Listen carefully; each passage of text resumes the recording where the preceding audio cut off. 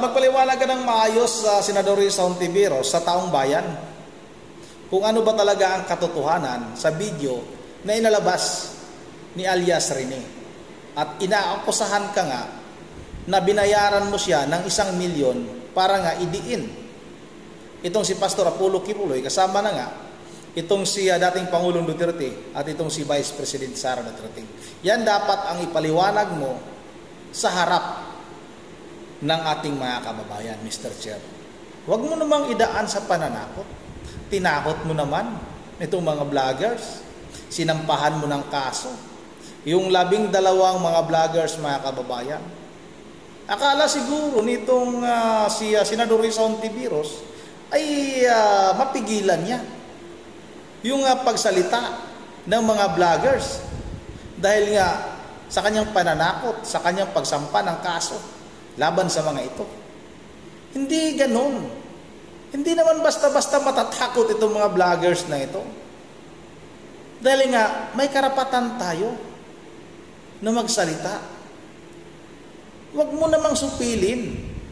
Huwag mo namang busalan yung mga tao na gustong marinig yung iyong paliwanag.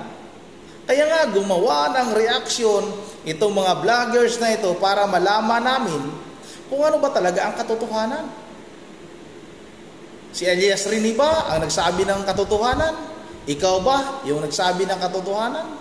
Pero malamang, mga kababayan, alam na natin kung sino ba ang totoong nagsabi ng katotohanan.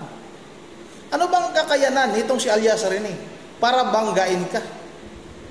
Senador Risa Hontiveros, isang ordinaryong tao, tapos babanggain yung isang makapangyarihan na Risa Hontiveros, na isang senador ng ating bansa. At ayon pa nga kay Atty. Harry Roque, lumabas na ang totoo mong anyo. Kung ano ka ba talaga? Mapagkunwari ka ba talaga? Nakakampi ka sa mga tao na gustong magsalita, yung malayang pananalita, mga kababayan, ay kakampi ka? Kasi nga, membro ka ng anak bayan. Alam naman ninyo, mga kababayan, itong mga taga-anak bayan, itong mga militante na ito, ay madalas ito na makita natin sa kalsada na nagsisiyaw laban sa pamahalaan. Bayan, lalong-lalo na sa panahon ni dating Pangulong Duterte. Madalas kayo na magbintang sa mga Duterte. Kinasuhan ba kayo? Pero ngayon, yung mga vloggers na gusto ng katotohanan, kung ano ba talaga ang totoo sa sinabi nitong si alias Rene na binayaran mo siya ng 1 milyon, ngayon nagsamba ka ng kaso. Gusto mong ilihis yung atensyon. Imbis nasa sayo yung atensyon ng taong bayan, ng taga-mainstream media at social media, ngayon, mapunta ngayon sa mga kinakasuhan mo. Yun ang akala mo. Hindi naman mananahimik. Yung mga vlogger, mga kababayan, hindi mananahimik yan. Akala mo ba'y mananahimik yung mga yan? Mas lalong mag-ingay yan. Mas lalong sisikat ka. O katulad nito, itong si Atty. Harry Roque, sumabog na sa galit at ibinunyag na nga yung totoong anyo mo. O ito na, wag na natin itong patagalin. Sabay-sabay natin na daw panoorin. Nako, lumabas na po ang tunay na anyo ng Risa Hontiveros. Oh. Alam niyo po kasi, itong si Risa Hontiveros, noong mga nakalipas sa mga panahon, medyo magkakampi pa kami niyan. Kasi po, ang kanyang PR, siya ay taga-suporta ng karapatang pantao. Siya daw po ay isang democratic socialist. No? Hindi daw sila komunista, sila daw po ay kabilang doon sa umalis na CPP-MPA, pero sila ay nagnanais din na magkaroon nga ng kaparehong pagnanasa na magkaroon ng pagbabago sa lipunan, pero hindi gumagamit daw ng lakas. Hindi po pwede kasi na habang sinasabi natin na ang karapatan ng malayang pananalita ay napaka-importante sa isang demokrasya, dahil sa pananalita, may makukulong. Hindi po angkop yung pagkakakulong dun sa layunin ng libel law na protektahan yung privacy ng mga pribadong individual. At ang alternatibo dito ay yung pagbabayad ng danyos perwisyos pero walang kulong. At ang pangalawa, ang sabi ng yun nga po, ng UN Human Rights Committee, hindi lang siya paglalabag sa karapatan ng malayang pananalita, merong alternatibo, at ang alternatibo nga ay ang pagbabayad ng danyos perwisyo. Kaya po ako, sa dami ng mga fake news, sa dami ng mga ulat sa akin, ni minsan, hindi po ako nagsampa ng kahit anong libel case. Dahil hanggang ngayon po, bagamat nag-utos ang Human Rights Committee na dapat i-decriminalize ng Kongreso ng Pilipinas ang criminal libel, hindi pa po nagagawa yan. Pero hindi ko naman po pwede na sa dami ng mga maling sinasabi sa akin na masasakit na paninira sa akin, kahit ganong nasasaktan na aking damdamin, hindi naman po pwede na sinasabi ko na ako'y tagapagtaguyod ng karapatang pantao, lalong-lalo na ang karapatan ng malayang pananalita, tapos magsasampa ako ng libel. That's a contradiction in terms. Tama. Ibig sabihin yan, hindi ka talaga tagapagtaguyod ng karapatang pantao, bagamat ikaw sa iyong PR, sa iyong pananalita, ay nagdedeklara na ikaw ay isang taga-suporta ng karapatang pantao, pero sa iyong aksyon, pinapakita mo naman na sa totoo lang, ninanais mo rin supilin yung mga bagay-bagay na nababasa mo, narinig mo, na hindi mo gusto. Sa totoo lang po ako, alam nyo yan. Siguro ako na ang pinakamaraming pula na natanggap sa lahat po ng mga opisyalis ni dating Presidente Duterte. At marami talaga pagkakataon na dapat nag-file ako ng libel. Kasi maraming mga nagsasabi na ako daw ay kriminal. Yan, si Risa Tanas Ontiveros. Ang dapat ko talaga unang-unang idemanda si Risa Tanas Ontiveros dahil sinasabi niya, kriminal daw ako dahil sa Pogo. Wala namang napakitang ebidensya na kriminal na bagay na ginawa ko noong mga panahon na legal ang Pogo dahil hindi nga po ako na-involve sa kahit anong Pogo. Abogado lang po ako ng isang kumpanya na nagpa-upa sa isang Pogo.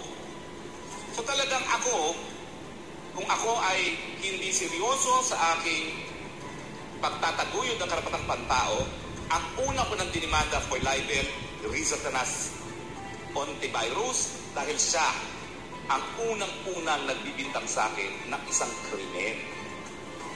Uy. Siya na nakabimbing ngayon sa korte dahil yan isang taning kaso.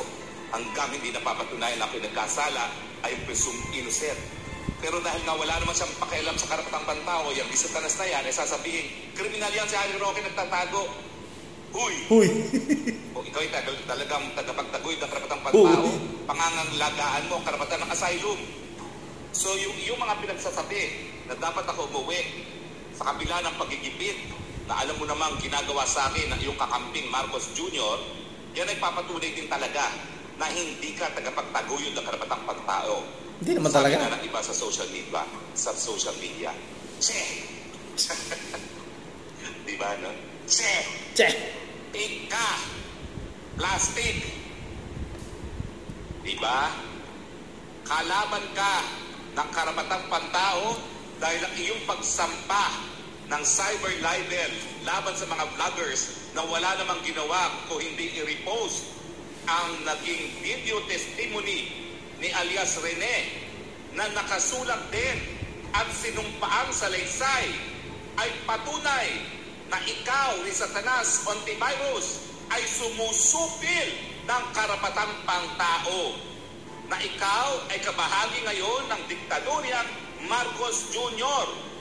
na susupilin ang lahat ng kalaban ng administrasyon. Na ikaw, Risa Tanas Ontiveros, bagamat ang simula mo ay tagapagtaguyod ng karapatang pantao, ay ngayon kabahagi na ng malawakang panunupil ng karapatan ng mga mamamayang Pilipino. Evidence, cyber libel cases filed against the vloggers. Anong intention mo sa pagsasampa ng mga cyber libel na yan? Di ba dahil nais mong ipakulong yung mga nagkalat ng testimonya ni alias Rene na nagpapakita, at ito naman ay sinumpaang salaysay din, na ikaw ay nagbayad para siya'y magsinungaling sa Senado at sa hukuman upang madawit ang mga inosente sa isang non-bailable offense na syndicated trafficking, gaya ng sa iyong mga paratang. Nag-guilty rin ako dyan na wala namang kahit anong ebidensya. Next time magsabi ka umuwi ako, sabihin mo sa akin anong ebidensya. Isiwalat mo kung anong iyong ebidensya. Tama. Huwag ka magtatago sa pagiging senador. Ang hamon mo pa, sige, umarap ka sa Senado. Bakit? Inatrasan ba kita? Meron ka bang nakuha nung 3 beses sa pagharap ko sa inyo, 2 beses sa pagharap ko sa inyo? Di ba wala? Hindi ka nga makasagot eh. Pag ako sumagot eh, ang gusto mo, tumahimik lang mo ng tumahimik at ikaw lang magdakdak ng magdakdak. Dahil binabasa mo lang naman ang dinadakdak mo at hindi mo naman naintindihan ang sinasabi mo. Naku po. Diba? Ngayon, sa iyong pagsampa ng cyber libel, lahat yung mga goody-goody friends mo, hindi na maitatanggi. Lahat kayo manunupil ng karapatang pantao dahil ang cyber libel, sangayon sa UN Committee on Human Rights, ay labag sa karapatan ng malayang pananalita. You are a human rights violator. Shame on you. Bukod pa doon sa ginagawa mo, nagtatanim testigo, nagtatanim ebidensya. Sang-ayon kay alias Rene. Sabi mo, magsasampa ka ng kaso labang kay Rene. Ba't di mo gawin? Para mapatunayan mo na hindi mo ang gawain yan. Pero yun na nga eh. Paano mo naman hindi mapapaniwala ng isang tao na nabayaran na nakapagtestigo na pinoprotektahan na ng gobyerno? Pero dahil nga, yung tawag ng konsyensya, nagsiwalat ng katotohanan. Totoo yan. At ano naman ang makikita mo kung mapakukulong mo nga itong mga vloggers na ito? Sa tingin mo ba, kung yung mga vloggers na dinimanda mo ay makukulong, matatahimik na yung buong bansa sa pagtatanong? Totoo ba yan, Risa Tanas Ontiveros, na nagtatanim ebidensya ka, nagtatanim testigo ka? Nako. O yan nga naman kababayan, dapat sagutin ni Senador Risa Ontiveros. Huwag niya namang idaan sa pananakot mga kababayan. Nagsampa ng kaso sa NBI laban sa mga vloggers. Ipaliwanag mo yung testimony nga nitong si alias Rene.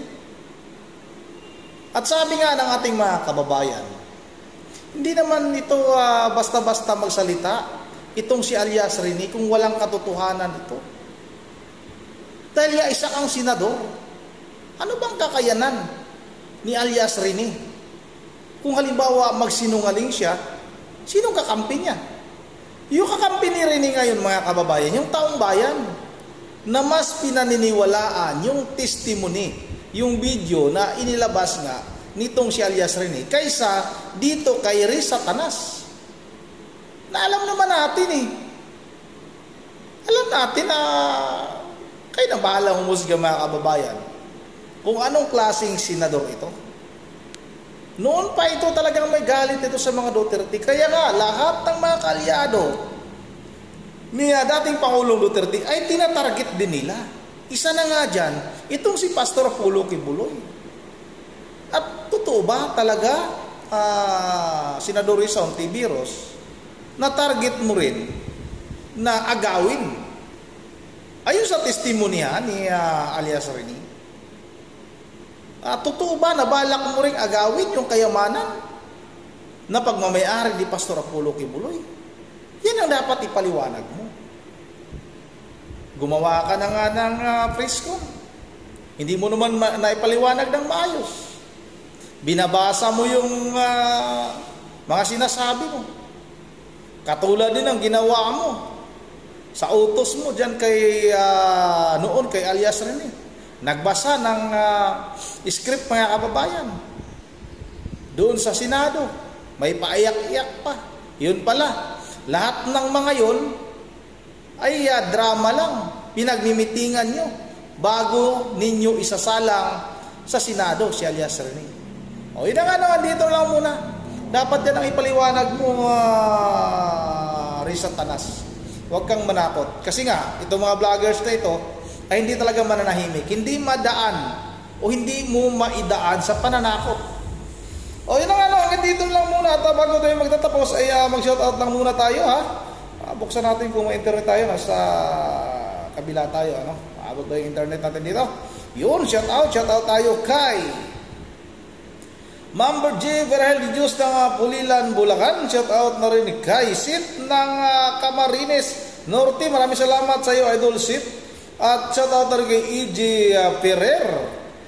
Shoutout na rin kay Binoki TV, Idol. Shoutout sa iyo, Binoki TV. Shoutout kay Glinda Veres Pasikaran. Shoutout kay Ma'am Joyce ng Japan. Kay Siwin Sala. Shoutout kay Aldin Corpus, shoutout sa iyo. Shoutout na rin kay Abner Gonzales. Shoutout na rin kay Ma'am Edisa Borby. Kay Ervin Milan, shoutout kay Emilda Pasqua. Kay tawag nito Art Karumba. Kay Herminia, shoutout. Herminia, shoutout. Kay Kristita Kubitchik. Shout out na rin kay Jeric Gonzales. At kay sino ba yung i-shout out ko pa? Kay tapos na si Ma'am Joyce, si Freddy. Shout out na rin kay Freddy pala. Yun naman dito lang muna. Once again, this is Ron TV mo. Ingat ang lahat. God save the Philippines.